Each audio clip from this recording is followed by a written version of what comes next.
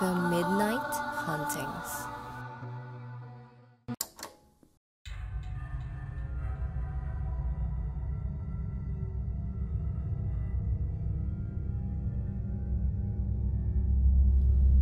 Magandang araw mga ka-midnight. Ako si Rex. Ang kwentong ito ay pinadala ng isa nating tagapakinig. At ito ay tungkol sa isang babae na nakapag-uwi ng pagkain sa isang lamay na kanyang pinuntahan. Kung saan tila may sumusunod sa kanya na kaluluwa at kababalaghan. Isa sa mga nakasanayan nating mga Pilipino na pamahiin ay masama daw ang pag-uwi ng pagkain galing lamay. Pinaniniwalaan kasing sasama sa'yo ang kaluluwa ng patay o madadala mo ang kamalasan nito nung nabubuhay pa siya. Ako po si Olivia at ito ang aking kwento. Naalala kong tahimik ang gabi nang biglang napatawag ang aking isang kasamahan sa simbahan. Pareho kaming kumakanta sa choir at nagtaka akong nangamusta ito ng 10 oras ng gabi. Naisipan kong tanungin ng diretsyo si Marie kung bakit ito napatawag. Taon na kaming magkakilala ni Marie at isa ito sa aking malapit na kaibigan sa simbahan. Humikbi ito bago sabihin sa akin na wag akong magugulat sa kanyang ibabalita. Sinabi niyang namatay na daw si Tito Meng kagabi at ngayon lang pinaalam ng pamilya nito. Si Tito Meng ay ang presidente ng aming choir at matagal na itong naninilbihan sa simbahan. Lahat kami ay tinitingala siya dahil mabait ito at sikat din sa mga babae dahil matipuno ito sa kanyang edad. Kaya nagtaka ako dahil malakas pa siya nung huli naming pagkikita. Natagpuan daw ang katawan nitong nakahandusay sa bangketa na puno ng saksak. Ikinagulat lalo ng lahat ito dahil isang respetadong tao sa amin si Tito Meng. Wala kaming maisip na dahilan kung bakit ito papatayin. Nag-aya si Marie na sabay kaming pumunta sa lamay nito. Habang nasa lamay ay maraming miyembro ng simbahan ang pumunta. Nag-volunteer kami ni Marie na tumulong mag-abot ng pagkain sa dami ng bisita. Nang dumating ang asawa ni Tito Meng, ay nagsabi si Marie na kakain muna siya bago dumating ang papalit sa amin. Lumipas ang gabi at dumami ang mga bisita kaya hindi na ako nakakain. Nag-aya na akong umuwi dahil may kapalitan na kami ni Marie sa pag-abot ng pagkain. Napansin kong nagbabalot ng sopa si Marie at sinita ko ito dahil masama mag-uwi ng pagkain. Sinabihan ako nito na para daw iyon sa akin dahil napansin niyang hindi ako kumain. Hindi daw gugustuhin ni Tito Meng na magutuman kaming mga tumulong kaya tinanggap ko ito. Nagpasalamat ako kay Marie at niyakap siya ng mahigpit dahil alam kong malapit siya kay Tito Meng. Si Tito Meng kasi ang nagpasok sa kanya sa choir nung mga panahong nagre-rebelde siya at naglayas. Malaki ang naging pagbabago ni Marie simula nang matulungan ni Tito Meng. Nang makauwi kami, ay nakonsensya ako sa aking inuwing pagkain.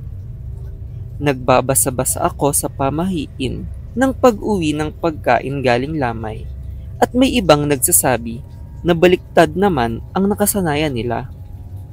Dun ko naisip na wag na masyadong makinig sa mga sabi-sabi ng matatanda. Ngunit wala din namang masama kung susundin ito. Itinulog ko na lang ang aking pagod at hindi na kinain ang inuwing sopas.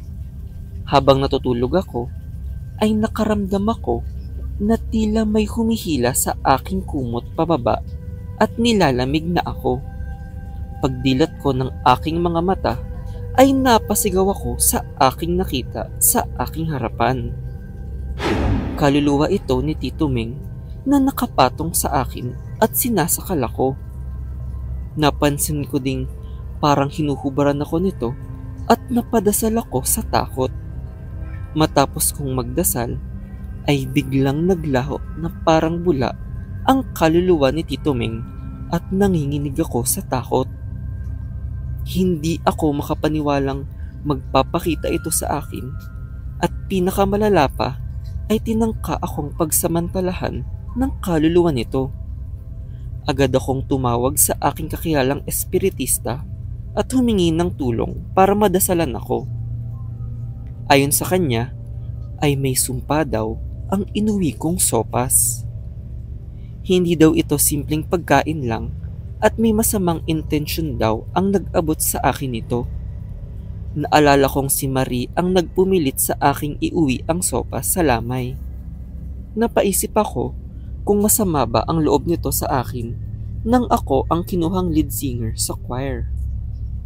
Saktong nasa lamay ulit ito ni Tito Meng at dun ko siya kinumpronta. Tinanong ko kung dahil ba ako ang huling kinausap ni Tito Meng tungkol sa pagkanta. Bigla itong nagwala at nagsisisigaw na inagaw ko daw sa kanya si Tito Meng at sa kanya lang daw ito. Inilahad niya na may tinatago silang relasyon simula nung menor de edad pa lang ito at nagiging paborito na ako ni Tito Meng dahil pinagnanasahan din daw ako nito.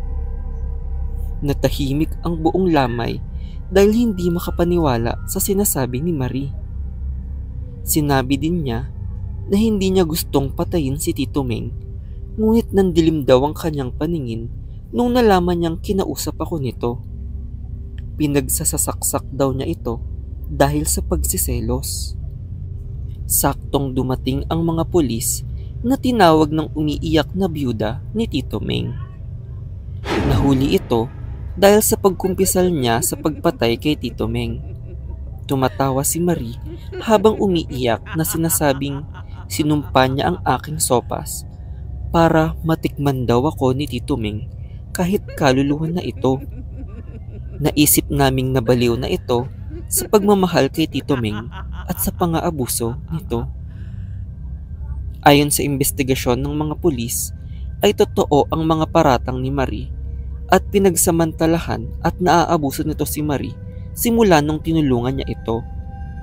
May iba ding mga biktima na menor de edad ang nagpakilala at lumabas ang tunay na masamang pagkatao ni Tito Meng. Ilang linggo na ang nakalipas at hindi makapaniwala ang aming komunidad at simbahan, lalo na ang naiwang pamilya niya. Naging leksyon ito sa amin na mahirap nang magtiwala sa mga tao na kahit respetado na, ay may mga tinatago pa din palang kasamaan. Mabuti na lang ay lumabas ang katotohanan dahil sa aking simpleng pag-question sa isang kilalang pamahiin.